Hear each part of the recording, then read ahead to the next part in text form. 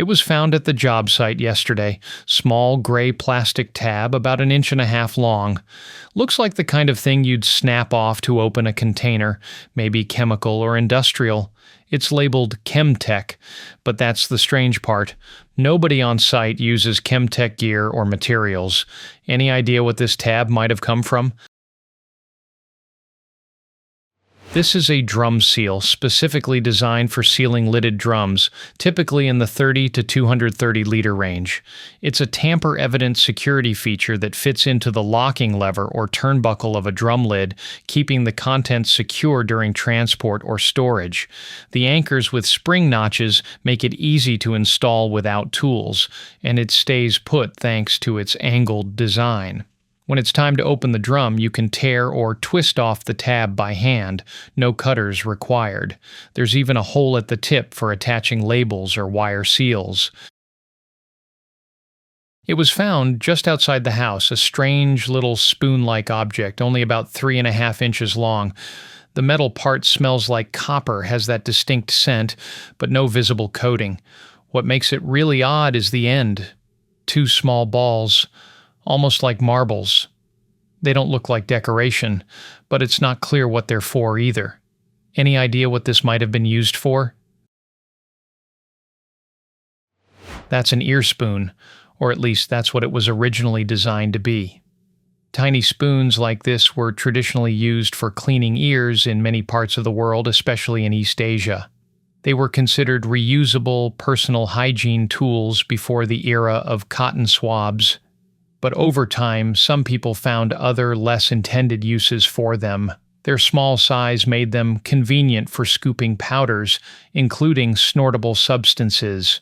The infamous McDonald's coffee stirrers from the 1980s, which were often repurposed as drug paraphernalia, eventually got pulled for similar reasons. It was found at the health department and nobody's really sure what it's for. It looks like some kind of hand tool marked stainless. There's a lever you can press and it moves something near the opening, almost like a clamp or press. Any idea what this thing is?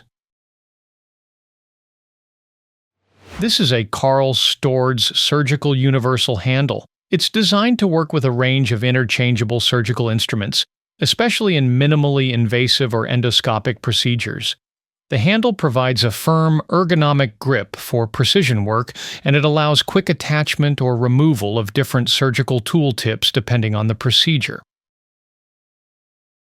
It was a pair of small parts sitting in the mailroom, left and right sides clearly marked, each one made of a dense plastic with metal bits cast in.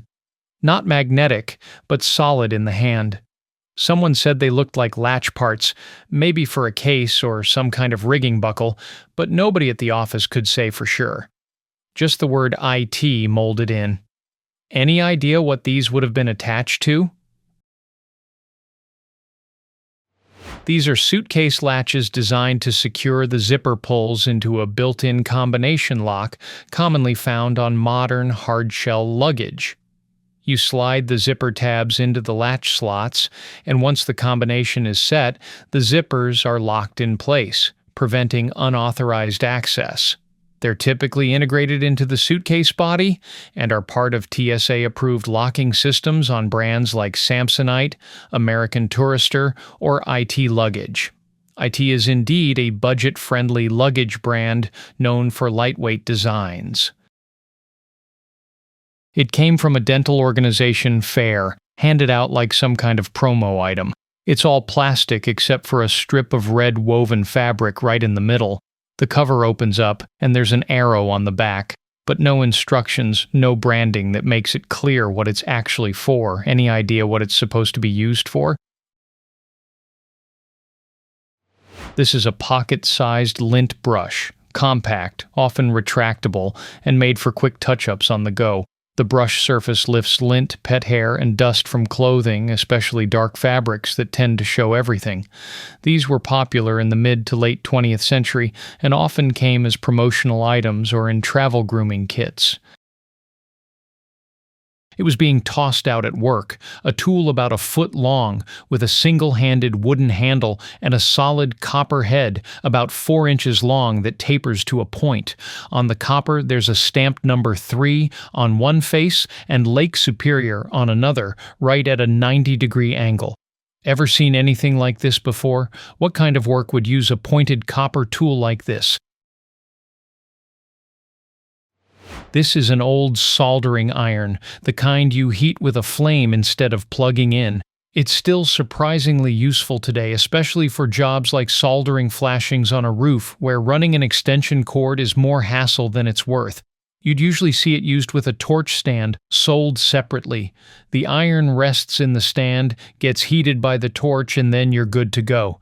It holds heat longer than you'd think, and works just as well as modern electric or propane models for small jobs.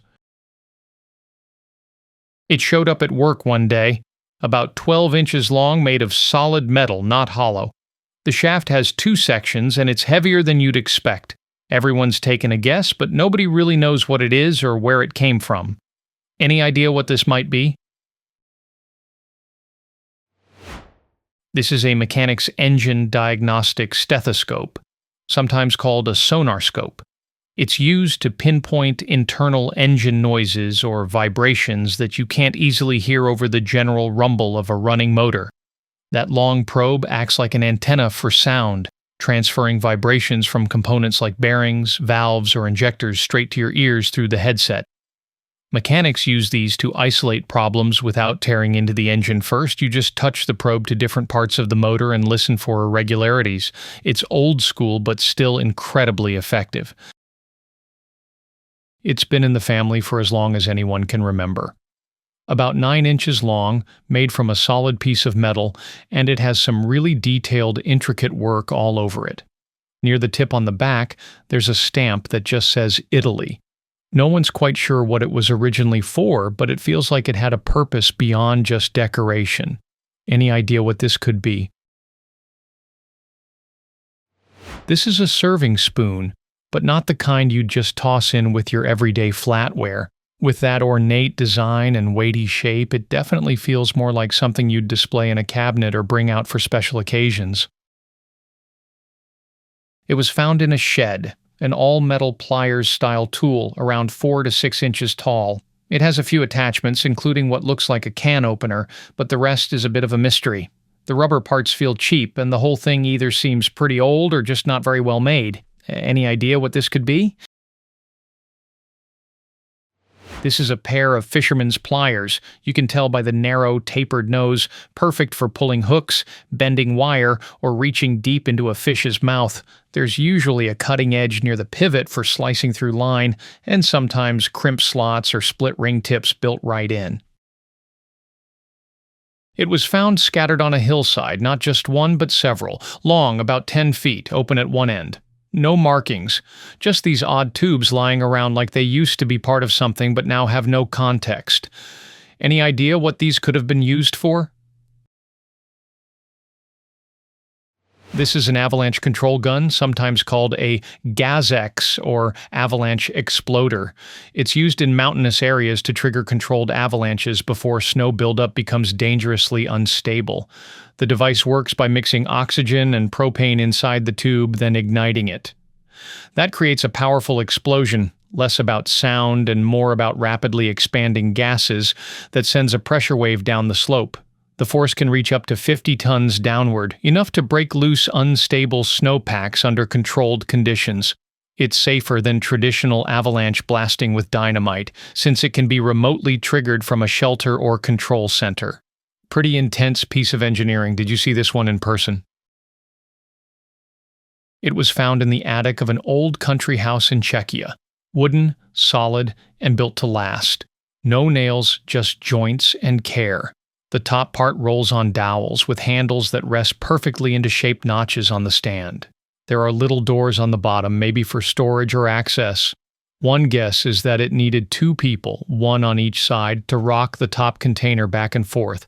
Could have been used to process grain, sift flour, or maybe something like separating husks or cleaning seeds. Whatever it wasn't casual furniture. It had a job. What could this have been used for?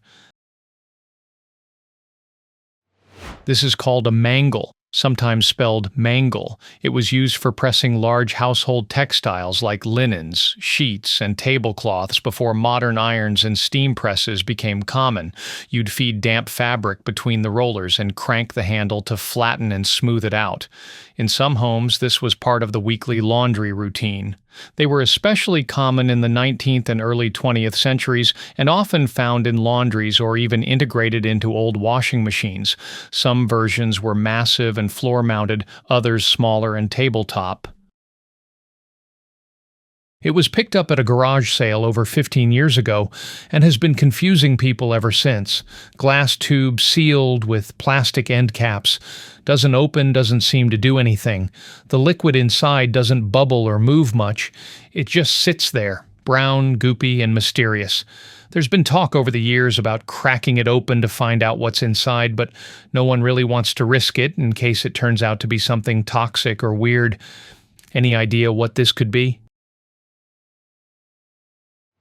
Back in the 90s, it was popular to have little widgets and doodads on your shelf or coffee table or desk. Oils reacting with water, sand pouring, and things with bubbles. This was a tube that you would turn upside down, and the liquid inside was viscous enough to have a slow bubble rise every 5 to 10 seconds, and it would do this for 3 to 4 minutes. Then guess what's next? You flip it back over and watch it go again. It was found in an old house and definitely has some age to it, stamped made in Western Germany, which already dates it to before 1990. It opens fully to 180 degrees and part of it clearly works as a nutcracker, but the rest, that's where things get confusing. What else could this be used for? Any ideas? This is a combination tool, a nutcracker lid opener and bottle opener all in one. It's designed to crack open nuts with the gripping section and pop off bottle caps with the opener part. Handy for kitchen or picnic use when you want a simple multi-purpose gadget.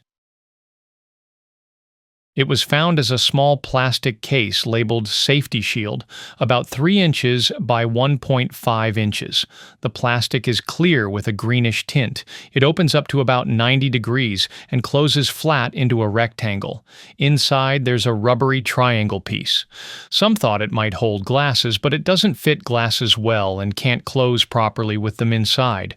What could this have been used to protect or hold? This is a pill splitter. It's used to cut pills into smaller doses for easier swallowing or to adjust the dosage. Usually it has a small blade inside and a holder to keep the pill steady while splitting it evenly. I hated using this thing, kept ending up with pill dust on my counter and looking like I was doing lines of coke.